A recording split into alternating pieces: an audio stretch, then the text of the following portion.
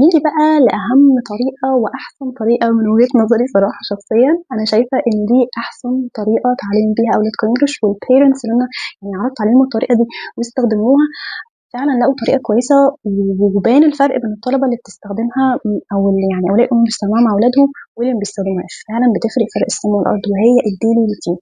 إيه هو الdaily routine؟ إن أنا باعوّد ابني على موضوع أو مش موضوع، كلمات معيّنة باقولها له في نفس الوقت وهو خلاص فاهم الكلمة دي معناها إيه، يعني مثلًا clean your room أو can you clean your room معناها ممكن يعني مثلًا تروّق أوضتك أو ممكن تنضّف، مثلًا can you give me this where is your homework عوّدوه على كلمات معيّنة، ومهم جدًا، جدًا تعلموه الطريقة دي إن أنتم ما تغيّروش الصيغة، خلّوه يحفظها، ما تغيّروش فيها كل شوية بحيث إن هو إيه هي دي كلمة جديدة؟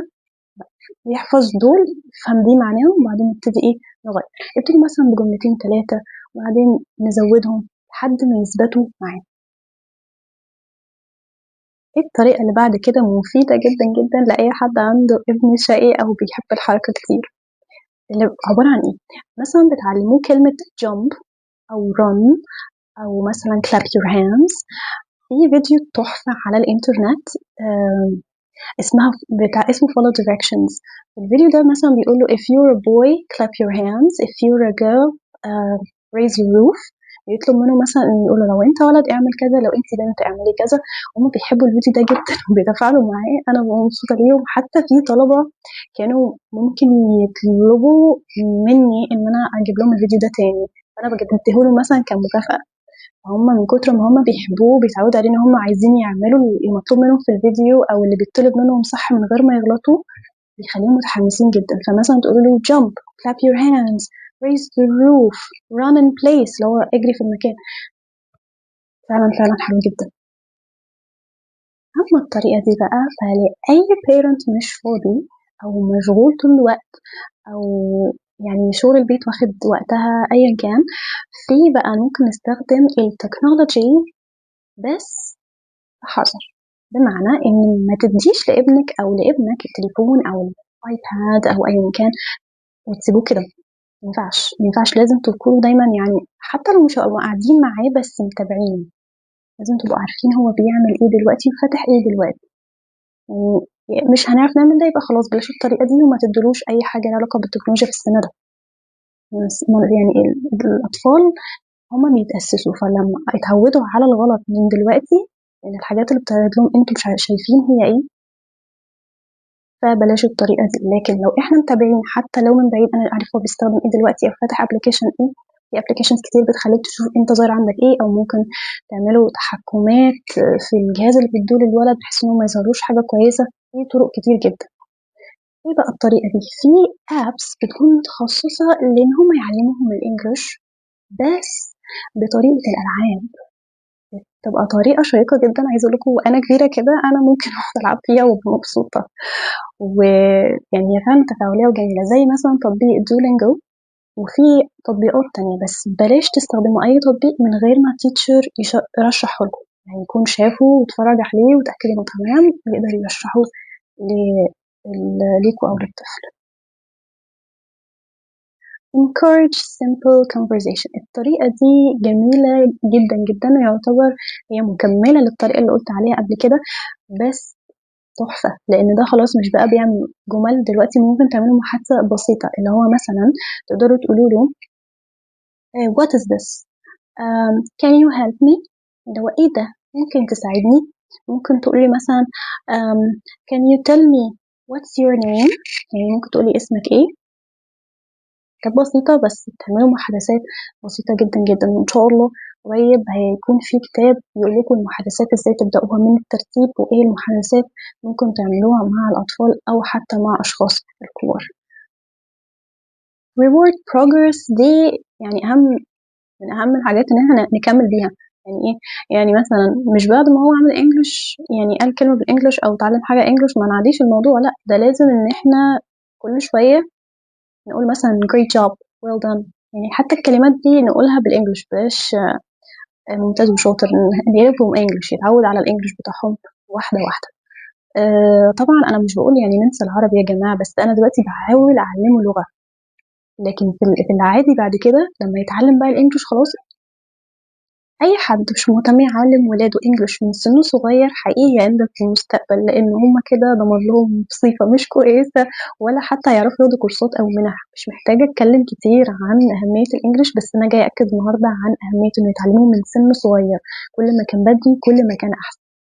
نيجي هنا بقى للمشكلة التانية، إن ولادي مش عايزين يتعلموا إنجليزي، يعني كفاية قوي المدرسة وكمان التمرين والدروس والواجبات، بيكونوا خلاص زهقوا ومش عايزين يتعلموا أي حاجة. فإزاي أعلم ابني إنجليش من غير ما يحس؟ خلونا نشوف. هنتكلم النهاردة عن 10 طرق إن أنا أعلم ولادي بيها الإنجليش من غير ما يحسوا خالص. طيب إيه هي الطرق دي؟ يلا نبدأ. واحد، آه أول حاجة هي الستوري بوكس. الستوري بوكس دي هتلاقوا منها كتير جدا في كل المكتبات، هتلاقوها موجودة بتتباع.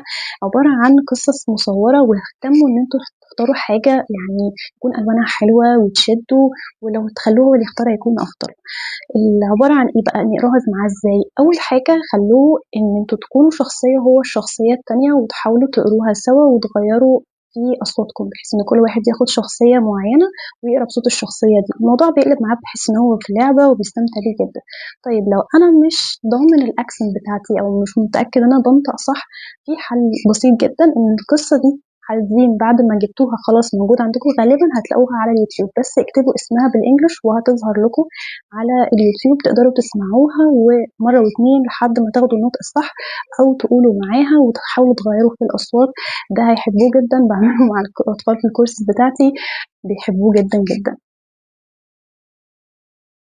الخطوة التانية أو الطريقة التانية هي لعبة حلوة قوي اسمها سايمون سيز.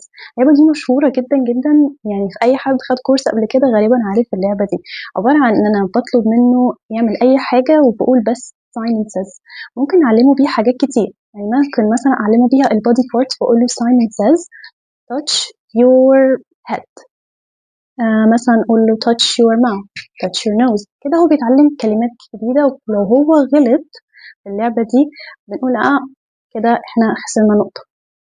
طيب اللي هو لمس حاجة غلط، أو مثلا ما قلناش Simon says، يعني مثلا أقول له touch your hand بس ما قلتش Simon says، يبقى كده إيه، يخرج من اللعبة. فهي لعبة لطيفة قوي، بس كل الحكاية إن إحنا هدفنا إن هو يتعلم كلمات جديدة. ممكن تعملوا ده على الكلمات اللي هو أخدها في المدرسة أو أخدها في الكورس، أو أي كلمات هو أخدها. ممكن أقول مثلا الأبل touch the apple، ممكن أطبع له صور وأخليه هو يلمس الحاجة الصح اللي فيها.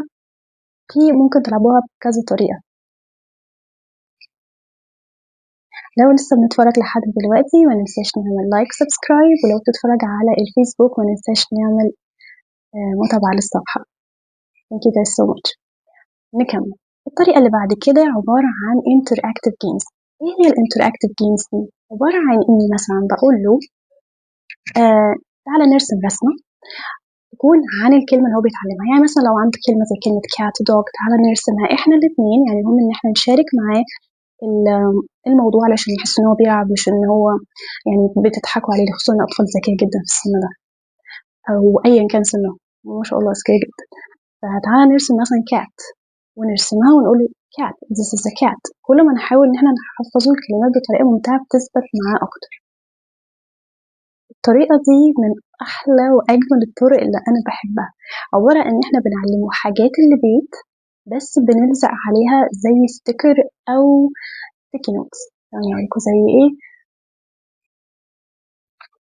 طبعا باين قد ايه انا بحب الستيكي نوتس. فمثلا باخد واحده منهم ايا كانت، ممكن اخد دي مثلا واكتب عليها اسم الحاجه. يعني مثلا لو ثلاجه مثلا بالانجلش اسمها فريدج، هنكتب عليها فريدج. يعني الطريقه دي انا لحد دلوقتي بحبها جدا جدا. يعني لما يكون في كلمه عاوزه اتعلمها ومش عايزه انساها، بكتب الكلمه كده على الستيكي نوت، وبعدين بلزقها في مكان انا عين تيجي عليه كتير. بالطريقة دي مثلا ممكن نخليه هو اللي يكتبها ويعلقها على مثلا على التلاجة، مثلا تبقى فريدج، مثلا يحطها على الدور درور، على الترابيزة تيبل. بالطريقة دي. وبعد كده تقولي مثلا can you give me the table, can you give me the fridge, can you give me the fridge. مثال يعني. آخر طريقة معانا وهي الcraft activities دي للأولاد أو البنات اللي بيحبوا الحاجات اللي فيها حرفية شوية، يعني هُم بيحبوا حاجات اللي يعملوا فيها نشاط، بيحبوا الحاجات دي جدًا. عايزة أقول لكم أنا كمان باحب الحاجات دي والله، بتبقى في بقى المجال ده بقى مفتوح، يعني هُم شوفوا بيحبوا إيه وعلّموهم حاجته بالEnglish، يعني مثلًا هي لو بتحب حتى لو أدوات الطبخ عرّفيها الحاجات دي بالEnglish، عرّفيها مثلًا إن دي مثلًا اسمها pan، دي pot، دي knife، دي spoon. لو بتحب مثلًا الحاجات اللي هي إن هي تخيّط والكلام ده، علّميها أسامي كل حاجة بالEnglish، وهتلاقوا فيديوز على ده كتير على اليوتيوب. في كمان مثلًا طريقة إن هو باشوفها جميلة جدًا، إن هُم يركّبوا مثلًا puzzle سواء بالذات بقى ال3D، اللي هُم بيركّبوا بقى البيت ب بطريقة الcrafting دي، يعني حتى عندي بيت جميل كده عايزة أبقى أصوره لكم في مرة. ممكن تعملوا معاهم الطريقة دي، وهتلاقوا إن هُم بيتفاعلوا جدًا وشايفين الموضوع لعبة. بالطريقة دي يتعلموا English من غير ما يحسوا إن إحنا عايزين نتعلم في درس بقى وهاتي ورقة وقلم واكتبي ورايا بالطريقة التقليدية، الكلام ده انتهى. إحنا بنحاول نحببه في اللغة علشان يبقى عايز يتعلم، هو اللي ييجي يقول لِك تعالي نعمل اللي إحنا مثلًا بنعمله، تعالي نعمل مثلًا البيت ده، نبني مثلًا بيت من الورق وتقعدي تعلميه إزاي يعمل النشاط، يعني مثلًا علميه إن دي معناها paste يعني إلزق، دي معناها مثلًا glue تستخدم السمك إلزق. الحاجات دي كلها يعني واحدة واحدة ما تعملي معاه ده كذا نشاط هيتعلم كلمات كتير، وتبني معاه جمل لحد ما إن شاء الله يستفيد. يعني أتمنى يكون الفيديو عجبكم، يعني خد مننا مجهود طبعا عشان نجمع الطرق ونشوف حاجات مختلفة تناسب كل الأشخاص، سواء بقى يعني parent مشغول فاضي، آه، الطفل نفسه بيبقى يعني مش كل الأطفال زي بعض، في أطفال بتحب الحاجات التكنولوجية، في حاجات الحاجات الحرفية، يعني كل واحد ليه طريقته. وبس كده، أتمنى إن يكون عجبكم الفيديو. آه، قولوا لي إيه أكتر طريقة عجبتكم واكتبوها لي تحت في التعليقات. Thank you guys so much for watching. Bye.